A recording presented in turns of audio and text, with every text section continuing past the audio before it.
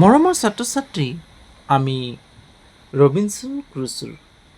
পাঠভিত্তিক প্ৰশ্নসমূহ আলোচনা কৰি আছিলোঁ। পাঠভিত্তিক প্ৰশ্নৰ কম্প্ৰিহেনশ্যন 1-2 মই প্ৰশ্নসমূহ বৰ্ণনা কৰি গ'লোঁ, অৰ্থাৎ উত্তৰসমূহ লিখি গ'লোঁ। আজি আহা আমি 3 নম্বৰৰ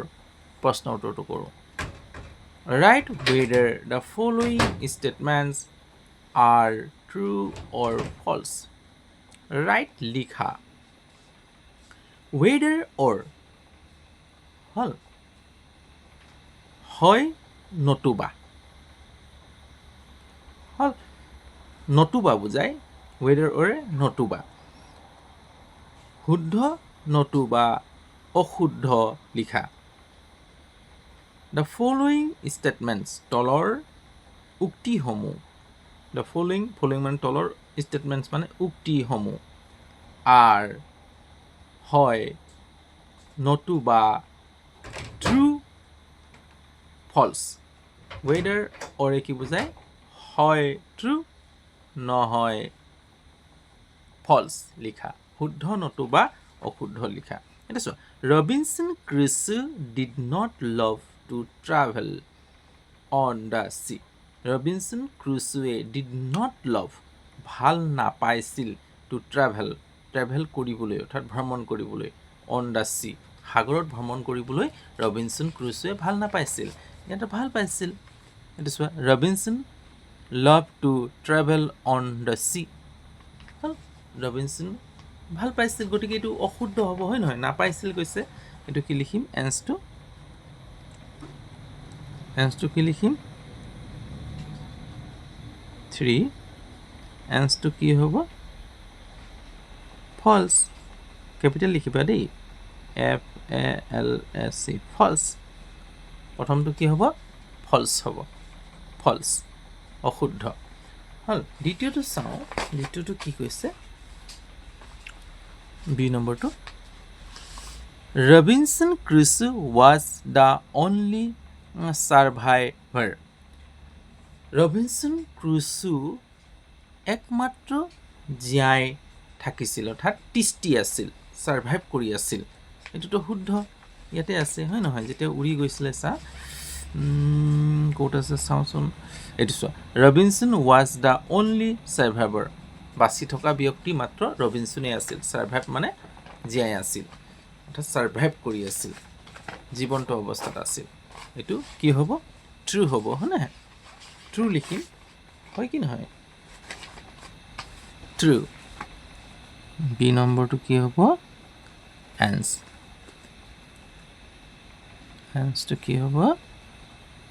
হ'ব ট্ৰু সৰি TRUE ট্ৰু TRUE ট্ৰু হ'ব সি নম্বৰটো চোৱা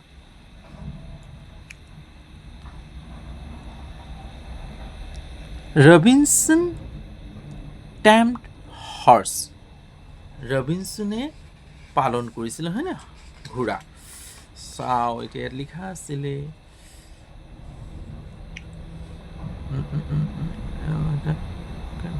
structure made of one seat broke useful island among of the scared dog company Robinson small house life secure comfortable as he could he also tamed goats and cultivated a small plot of land tamed so ঘোঁৰা পালন কৰা নাছিল তেওঁ কি কৰিছিল ছাগলী হে পালন কৰিছিল গাৰ্ডস গটিকে এটো ফলস হ'ব হল ইয়াত কি হৰ্স দি দিলে হৰ্স পালন কৰিছিল গটিকে এটো হ'ব ফলস ঘোঁৰা নহয় ছাগলী গাৰ্ডস এটো হ'ব false FALSE false D number এন্স কি দিছে Friday was rescued on a Sunday Friday was rescued on Sunday Friday দেওবাৰে উদ্ধাৰ কৰিছিল শুদ্ধ নে অশুদ্ধ তেওঁক ফ্ৰাইডেত উদ্ধাৰ কৰাৰ বাবে ফ্ৰাইডে হৈছিল হয় নহয় এটা চোৱা ইয়াত লিখিছে Friday he was rescue on a Friday ফ্ৰাইডেত উদ্ধাৰ কৰাৰ বাবে ফ্ৰাইডে গতিকে এইটো কি হ'ব ফলছ হ'ব এইটো ফলছ হ'ব হ'ল ই নম্বৰ চাওঁ Robinson Crusoe went back to England Robinson ক্ৰুছোৱে ৱেণ্ট বেক ঘূৰি আহিছিল টু ইংলেণ্ডলৈ অন এন ইংলিছ শ্বিপ এটা ইংলেণ্ডৰ জাহাজত অন 19 নৱেম্বৰ 1686 হয়নে নহয় দেখো 19 নৱেম্বৰ 1686 শুদ্ধ গতিকে এইটো কি হ'ব ট্ৰু কি হ'ব ট্ৰু TRUE ট্ৰু হ'ব ফুল ষ্টপ দিবা ট্ৰু হৈছে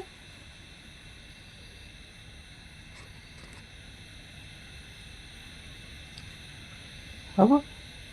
আমি এই ধৰণে শুদ্ধ অশুদ্ধ বাছি ল'লোঁ